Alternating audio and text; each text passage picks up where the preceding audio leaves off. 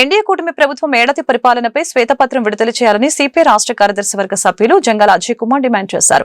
గడిచిన ఏడాది కాలంలో పేదోడి సొంతింటి కలను సాకారం చేయడంలో చంద్రబాబు సర్కార్ విఫలమైందని ధ్వజమెత్తారు. రైతులకు పెట్టుబడి సాయం 20,000 రూపాయలు ఎప్పుడు ఇస్తారో సమాధానం చెప్పాలని అన్నారు. గిట్టుబాటు ధర లభించక రైతులు, కౌలు రైతులు అనేక ఇబ్బందులు పడుతున్నారని చెప్పారు.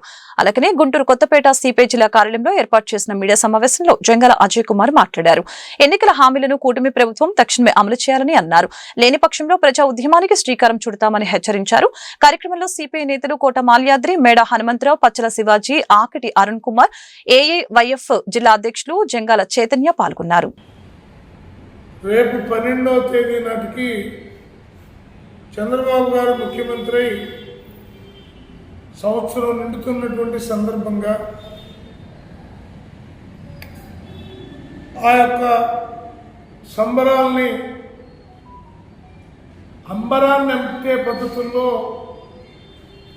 టీడీపీ, జనసేన, బీజేపీ కూటమి వాళ్ళు తీవ్రంగా సన్నాహాలు చేస్తున్నటువంటి ఈ దశలో సిపిఐగా కొన్ని అంశాలని వాళ్ళ దృష్టికి తీసుకురావాలనే ఆలోచనతో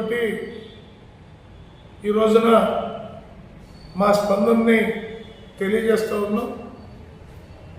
ఎన్నికల ముందు జగన్మోహన్ రెడ్డి పట్టణాల్లో సెంటు, గ్రామాల్లో 2 సెంట్లు మాత్రమే ఇచ్చారు. మేము కనుక అధికారంలోకి వస్తే పట్టణాల్లో 2 సెంట్లు ఇచ్చి, గ్రామాల్లో 3 సెంట్లు ఇచ్చి ఇల్లు కట్టుకోవడానికి 4 లక్షల రూపాయలు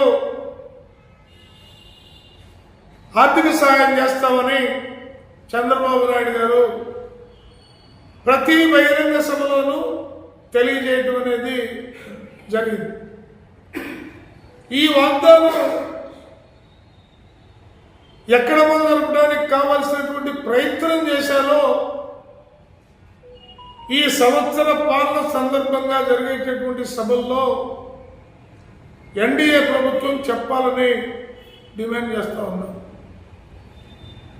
అలాగే ఇవాళ రైతులు, వ్యవసాయ కార్మికులు, కౌలు రైతులు తీవ్రమైనటువంటి ఆందోళనలో ఏ పంటకి గిట్టుబాటు ధర రానటువంటి దుర్మార్గంగా ఇవాళ రైతు వ్యతిరేక వ్యవస్థ దళారీల చేతుల్లో ఉండి నడుస్తూ ఉంటే చంద్రబాబు నాయుడు ప్రభుత్వం ప్రేక్షక పాత్ర వహిస్తూ ఉంది తప్ప దానిపైన యాక్షన్ తీసుకొని కనీసం అన్నం పెట్టే రైతులని